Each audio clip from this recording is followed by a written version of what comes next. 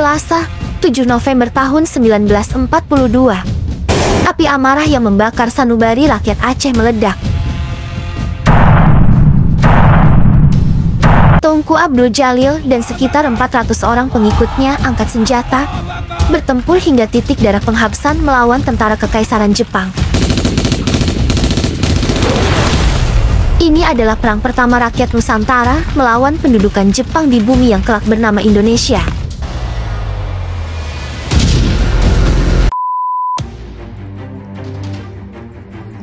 Siapa sangka, penjajahan Belanda yang sudah berurat akar di bumi Nusantara diluluh lantakan Jepang hanya dalam tempo 57 hari.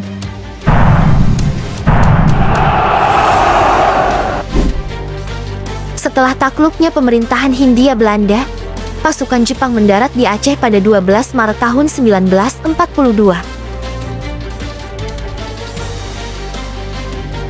Sebagaimana banyak penduduk Indonesia dan Asia Tenggara lainnya, kedatangan Jepang disambut gegap gempita oleh rakyat Aceh.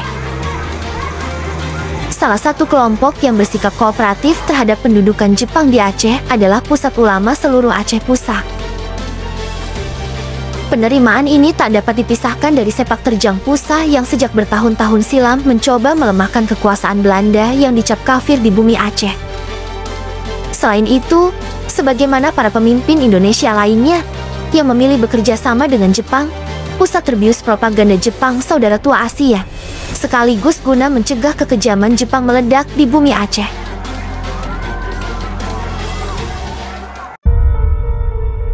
Namun seorang ulama muda dari kompleks Daya Cot Peliyeng, Bayu Loksemawe, Tunku Abdul Jalil ternyata punya pikiran yang berbeda dengan Pusat. Bagi Tunku Abdul Jalil, haram hukumnya bekerja sama dengan penjajah, baik Belanda maupun Jepang.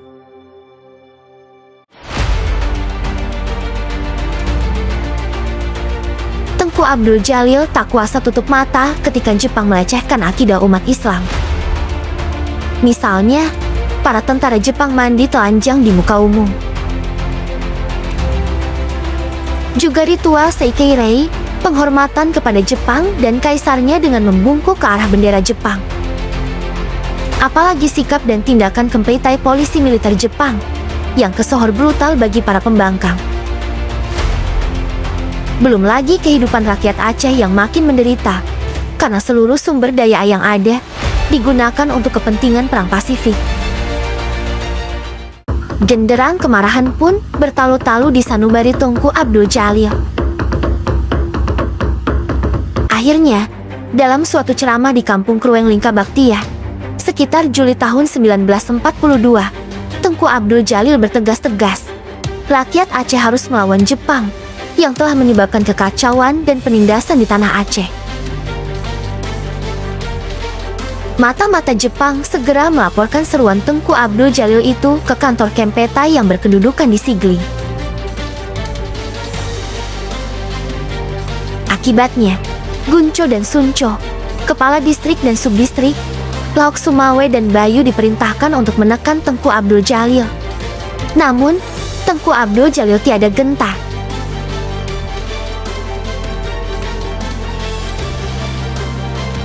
Hubungan dengan Jepang memanas ketika Tunku Abdul Jalil beserta keluarga dan sekitar 400 orang pengikutnya melakukan rapat akbar di kompleks Daya Cot Peliyeng. Dalam pertemuan itu, mereka bersumpah untuk melawan dengan tekad fisabilillah bila tentara Jepang benar-benar datang menyerang. Setelah dilapori tentang pertemuan itu, kecurigaan Kempeitai makin meningkat. Intensitas tekanan Jepang kepada Tunku Abdul Jalil menguat.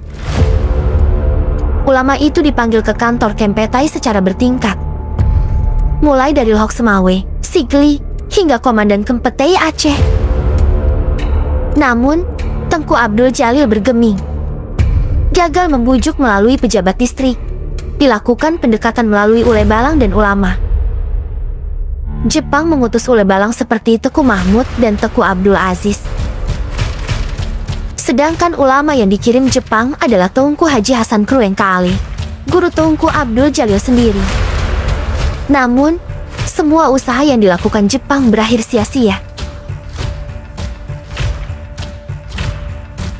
Akhirnya Hayashi, seorang Kempetai, mendatangi kompleks Daya Chot Pelieng untuk membujuk Tengku Abdul Jalil. Kedatangan itu menjadi tragedi, karena Hayashi bersikap kurang ajar. Pengawal Tengku Abdul Jalil yang emosi sontak menikam Hayashi dengan tombak. Kejadian itu membuat Jepang marah besar. Jepang mengerahkan pasukan bersenjata lengkap dari Biren, Lok Sukon, dan Lok Semawe. Hari itu, penyerangan tentara Jepang ke Daya Chot Pelieng berlangsung sejak pukul 12.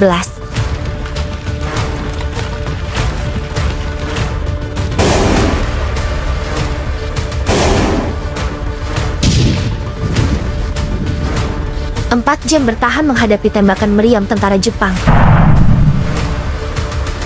Karena kalah persenjataan, Tengku Abdul Jalil dan pengikutnya memutuskan untuk mundur ke desa Nehen, Merurah Mulia.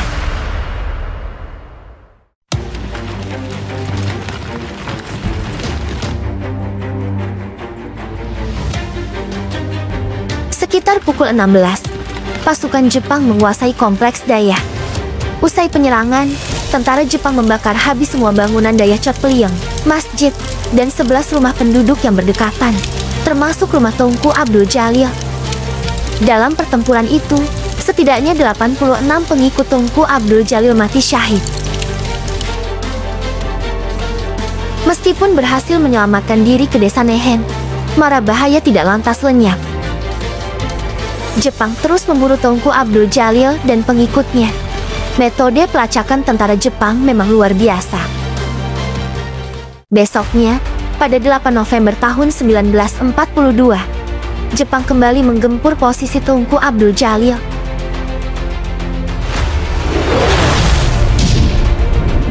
Pertempuran itu menewaskan 4 pengikut Tengku Abdul Jalil.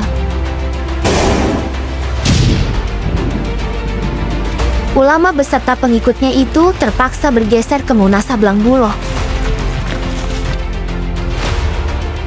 Namun, lagi-lagi posisi pelarian itu dengan cepat terendus Jepang.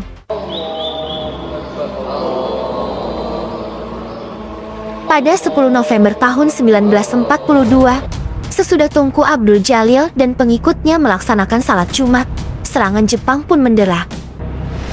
Kali ini, Jepang menggempur habis-habisan Tengku Abdul Jalil dan pengikutnya.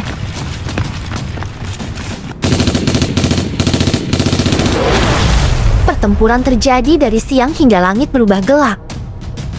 Namun serangan itu bukan untuk membuat Tengku Abdul Jalil dan pengikutnya bertekuk lutut, melainkan untuk membinasakan. Jepang bahkan tidak peduli dengan penduduk desa yang tidak terlibat langsung dengan perlawanan Tengku Abdul Jalil. Akhirnya, Tengku Abdul Jalil dan pengikutnya bertempur hingga titik darah penghabisan. Menjelang azan maghrib berkumandang, Tengku Abdul Jalil dan 12 pengikutnya syahid karena terkena lemparan granat.